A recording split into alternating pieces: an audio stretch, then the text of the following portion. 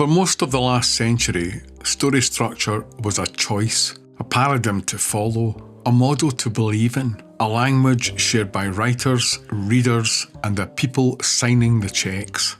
You could argue 3 acts, or mythic arcs, linear or episodic, beginning, middle, end. But in the age of streaming, structure is no longer chosen in isolation. It's shaped by platforms, by binge patterns, by systems that reward momentum over closure and continuation over conclusion. Which raises the real question driving this case file. What happens to story when there is no longer a dominant structure, only systems that constantly adjust to how we watch? Traditional models didn't disappear, they lost their authority. They now coexist, collide, overlap. 3-act logic lives beside episodic drift. Hero arcs coexist with modular storytelling. Endings stretch, fragment, or disappear entirely. This is the investigation anatomy of story, a personal search for the hidden patterns beneath all stories. And in this case file, I'm looking at how streaming fractured old structural certainties, why hybrid forms became the default, and what writers need to understand when stories are no longer designed to end, but to keep going. There was a time when writers swore allegiance to one single system: Field's spine, Campbell's myths, Harman's circle. Pick one, learn it, obey it. That era is over. Today no one uses a single map, not in studios, not in writers' rooms, not even in classrooms still pretending that they do. What replaced it is patchwork, a hybrid, and you see it everywhere. Campbell riding shotgun with Snyder, Truby grafting into Pixar's emotional math, Harman welded onto anything that still moves. Writers mixing paradigms like spare parts in a chop shop, hoping the engine roars instead of explodes. Call it evolution, call it desperation. Either way, it's the reality. Pure systems don't rule anymore, hybrids do. Streaming didn't just disrupt distribution, it broke the old rhythms of story itself. Act breaks vanished, cliffhangers multiplied. The sacred rhythms of television storytelling, once as reliable as a ticking clock, shattered into 1,000 digital fragments. The audience stopped waiting for endings, because endings never arrived. The comforting finality of the end lost its authority. Stories stretched forward without horizon, retreating every time the next episode button lit up. We entered the hybrid age, a space where story meets system, and both start rewriting each other.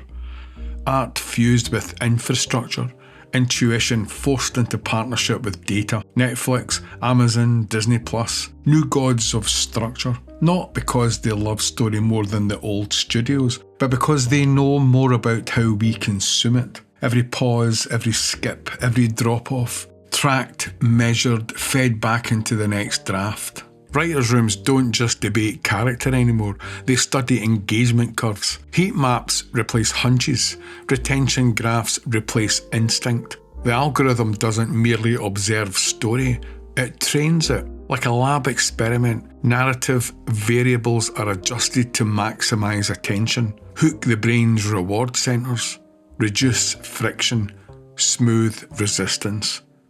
The system learns what we respond to and feeds us versions of ourselves, our own desires reflected back at us in endless, slightly modified variations. The mirror that watches you watching it. Streaming broke structure wide open. The old 45-minute container that held television stories for generations cracked apart. Some episodes ran 30 minutes, others 90. Some scenes flashed by in seconds, others stretched, unhurried, almost defiant.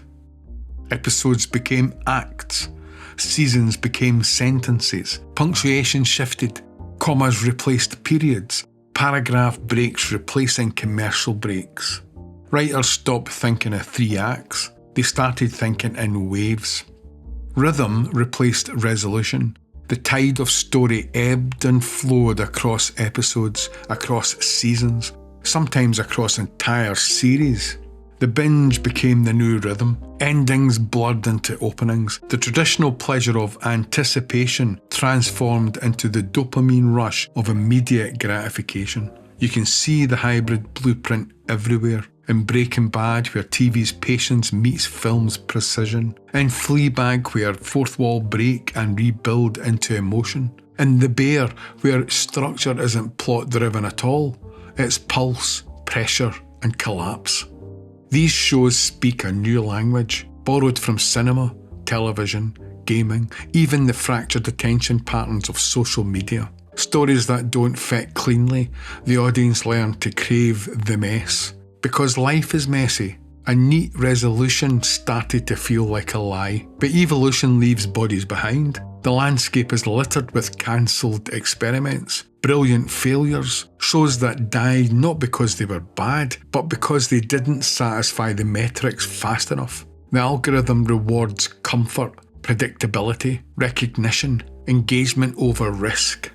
It claims novelty while completely pushing repetition. Story became a service, built to autoplay, content to be consumed, not experienced. The viewer didn't sit in the dark anymore, letting stories work on them. They entered the machine, clicking, skipping, chasing the next hit. And the story learned how to keep them there, whether it had anything to say or not. The hybrid age isn't good or bad, it's inevitable. Like every technological shift, it rewards those who adapt without surrendering what makes them human. The writers who survive won't be the ones chasing data. They'll be the ones who understand the pressure systems active on story and choose deliberately what to reinforce and what to resist. Algorithms can predict attention, they can't predict ache. They can map gaze, they can't measure meaning. That territory remains unmapped, unquantified, and stubbornly human. So what have we learned? In the hybrid age, structure isn't something you believe in, it's something you navigate. Streaming didn't replace the old models, it dissolved their authority.